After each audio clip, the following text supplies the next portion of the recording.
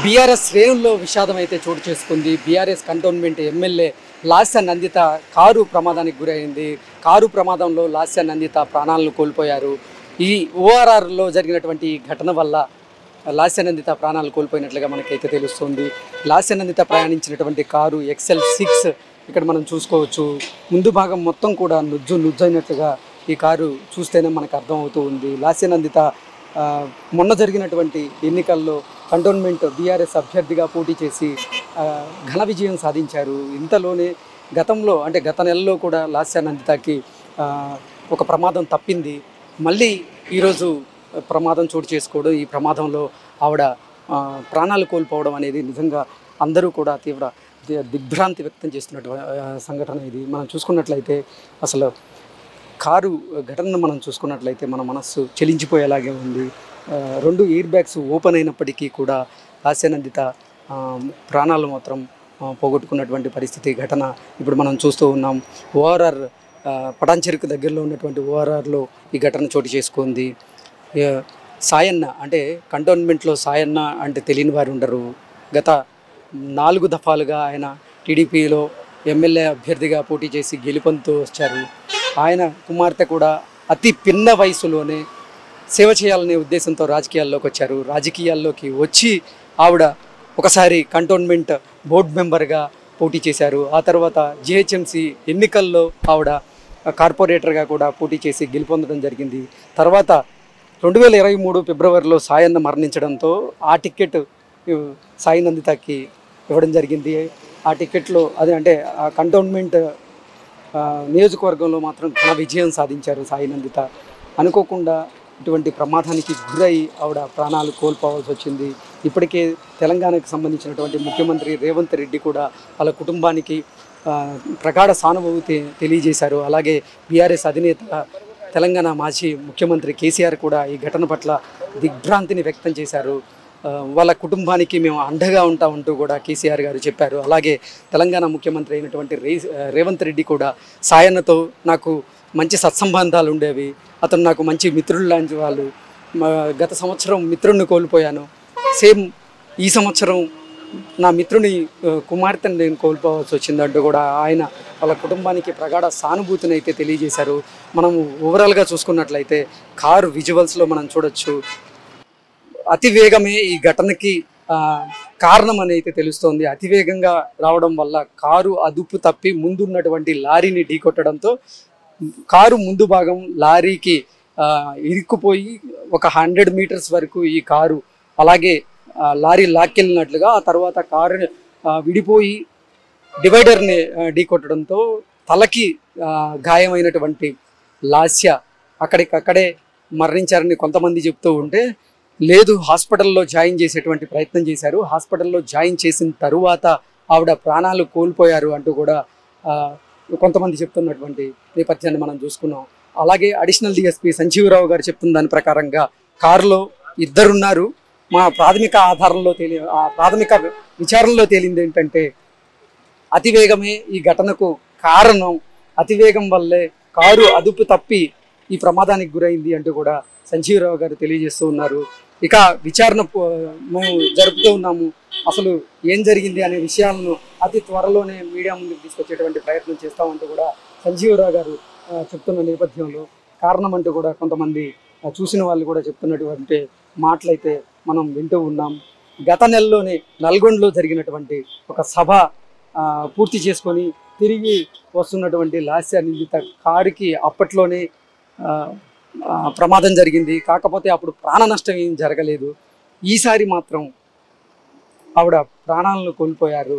ఆవిడకి ప్రమాదాలు 2-3 సార్లు గతంలో జరిగాయి, కానీ వాటి నుంచి బయటపడ్డారు. కానీ ఈసారి మాత్రం ప్రాణాలను కోల్పోవాల్సి వచ్చింది అంటూ కూడా కన్నీరు మున్నీరుగా వాళ్ళ కుటుంబ సభ్యులు, వాళ్ళ బంధువులు విలపిస్తున్నట్లుగా కూడా మనకి సమాచారం అయితే అందుతుంది. ఓవరాల్గా అసలు మనం కారు ముందు భాగాన్ని కనుక పరిశీలిస్తే కారు ముందు భాగం కూడా మొత్తం నుజ్జైనట్లుగా మనకి క్లియర్గా స్పష్టంగా తెలుస్తూ ఉంది.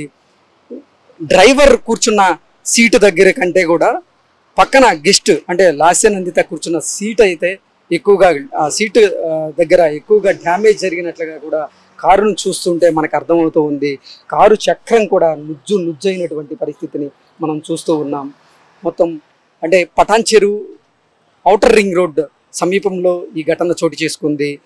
తెల్లవారుజామున 5:30 సమయంలో ఈ ఘటన చోటు చేసుకుంది. అతి వేగమే ఈ ప్రమాదానికి కారణం అంటూ కూడా పోలీసులు ప్రాథమిక నిర్ధారణలో అయితే తేలింది. ఆకాష్ డ్రైవర్ ఎవరైతే ఉన్నారో ఆకాష్, అతను ఇప్పటికి హాస్పిటల్లో అతన్ని అడ్మిట్ చేసి అతనికి చికిత్స అయితే అందిస్తున్నారు. అతని స్టేట్మెంట్ ఇంకా తీసుకోనప్పటికీ కూడా అతనికి ఇప్పుడే ట్రీట్మెంట్కి అయితే ఆయన సహకరిస్తున్నారు. కాబట్టి ఆయన కోలుకోగానే అతని స్టేట్మెంట్ తీసుకుంటాం అంటూ కూడా చెబుతున్నటువంటి పరిస్థితి మనం చూస్తూ ఉన్నాం. ఘటన జరిగిన తరువాత ఘటన జరిగిన తరువాత లాస్య నివేదితాని దగ్గరలో ఉన్నటువంటి పటాన్ చెరువులో అమేధి హాస్పిటల్కి తరలించారు. అమేధి హాస్పిటల్లో ఆవిడ చికిత్స చేసేటువంటి ప్రయత్నం అయితే చేశారు. అయితే చికిత్స పొందుతూనే ఆవిడ మరణించారు.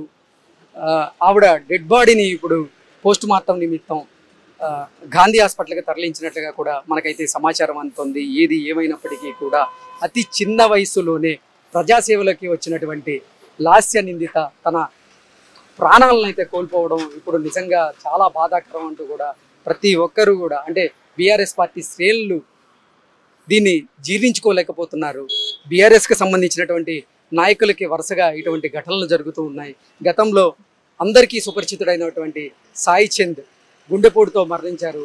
ఈసారి అతి చిన్న వయసులోనే లాస్య నందిత 37 సంవత్సరాల వయసులోనే ఎమ్మెల్యేగా ఉన్నప్పుడే ఆవిడ రోడ్డు ప్రమాదానికి గురై ఆవిడ ప్రాణాలు కోల్పోవడం నిజంగా దురదృష్టకరం. నిజంగా వారి కుటుంబానికి ప్రగాఢ సానుభూతి అంటూ కూడా బీఆర్ఎస్ సంబంధించినటువంటి ఎంతోమంది నేతలు హరీష్ రావు, కేటీఆర్, కేసీఆర్ వీళ్ళందరూ కూడా ఆ కుటుంబానికి మేము అండగా ఉంటామంటూ కూడా తెలుపుతూనే వారికి ఏ కష్టం వచ్చినా మేము చూసుకుంటామంటూ కూడా భరోసా ఇచ్చేటువంటి ప్రయత్నం అయితే వాళ్ళు చేస్తున్నారు. అలాగే రేవంత్ రెడ్డి కూడా ఈ ఘటన గురించి స్పందించారు. అతి చిన్న వయసులో ఆవిడ మరణించడం చాలా బాధాకరం. ఇది తీవ్ర దిగ్భ్రాంతి గురి చేసింది నన్ను. వాళ్ళ నాన్న నా మిత్రుడే, వాళ్ళ నాన్నకి నాకు మంచి సత్సంబంధాలు ఉండేవి అంటూ కూడా రేవంత్ రెడ్డి గారు తెలుపుతూ వచ్చారు.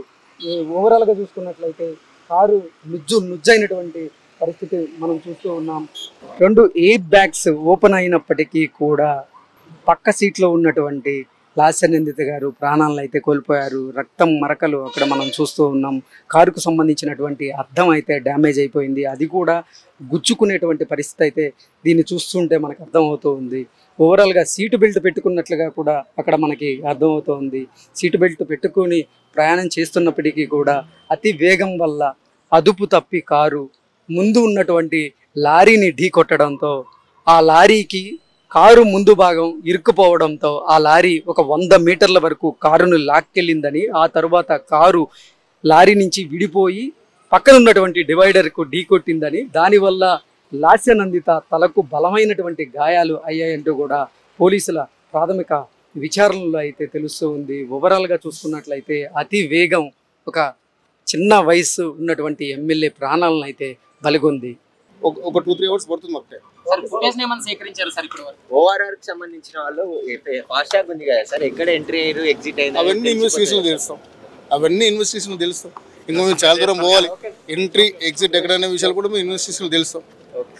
లాస్య నందిత ఘటన గురించి మనతో మాట్లాడేందుకు అడిషనల్ డీజీపీ సంజీవ్ రావు గారు మనతో ఉన్నారు. సార్తో మాట్లాడదాం. సార్, అసలు ఘటన ఎలా జరిగింది? అంటే యాక్సిడెంట్ జరిగిన విషయం మార్నింగ్ 5:30కే తెలుస్తుంది. స్పాట్లోనే ఎమ్మెల్యే గారు చనిపోయినట్టు కూడా మా ఇంటి నుంచి చెప్తున్నారు. అంటే ఇన్వెస్టిగేషన్ ఇంకా కంప్లీట్ కాలేదు. అన్ని ఎక్స్పర్ట్ టీమ్స్ అన్ని ఇన్వాల్వ్ అయినాయి. ప్రాథమిక నిర్ధారణ ప్రకారంగా ఏం తేలింది? అతివేగమే ఈ ఘటనకు కారణమా, లేకపోతే ఇతరత్ర కారణాలు ఉన్నాయంటే ఏం చెప్తారు? అంటే వేగం ఉంది, వేగం లేదని చెప్పలేము. కానీ ఎగ్జాక్ట్ కాజ్ ఆఫ్ యాక్సిడెంట్ ఈ ఎక్స్పర్ట్స్ వచ్చిన తర్వాత పూర్తి వివరాలు చెప్తారు. మీకు ఎన్ని గంటలకు కాల్ వచ్చింది సార్? అసలు మార్నింగ్ 5:30, 5:45కి. ఓకే, స్పాట్లోనే లాస్య నందిత గారు చనిపోయారా, లేకపోతే హాస్పిటల్లో జాయిన్ చేసిన తర్వాత ఆవిడ ప్రాణాలు కోల్పోవడం జరిగిందా అంటే ఏం చెప్తారు? తెలిసిన తర్వాత హాస్పిటల్ వాళ్ళు చెప్పినారు బ్రాడ్ డెడ్ అని చెప్పి. ఓకే, అసలు కారులో ఎంతమంది ఉన్నారని తెలియదు సార్? అంటే ఇన్వెస్టిగేషన్ కంప్లీట్ కాలేదు సోదరా. ఇన్వెస్టిగేషన్ కంప్లీట్ అయినాక చెప్తాం. కార్లో ఎంతమంది ఉన్నారు, ఎక్కడ నుండి వస్తున్నారు, ఎక్కడ ఎగ్జిట్, ఎక్కడ ఏంటి అని చెప్తాం. ఆకాష్ పరిస్థితి ఎలా ఉంది సార్? అవుట్ ఆఫ్ డేంజర్ అనుకుంటున్నాం. ఆయన మాట్లాడినాను, కొద్దిగా మాట్లాడుతున్నాడు. ఫీమర్ ఇంజరీ ఉంది. సంజీవరావు గారు చెప్తున్న దాని ప్రకారంగా ప్రాథమిక నిర్ధారణలో మాత్రం అతివేగమే ఈ ఘటనకు కారణం అంటూ కూడా సంజీవరావు గారు మనకు తెలియజేస్తూ ఉన్నారు.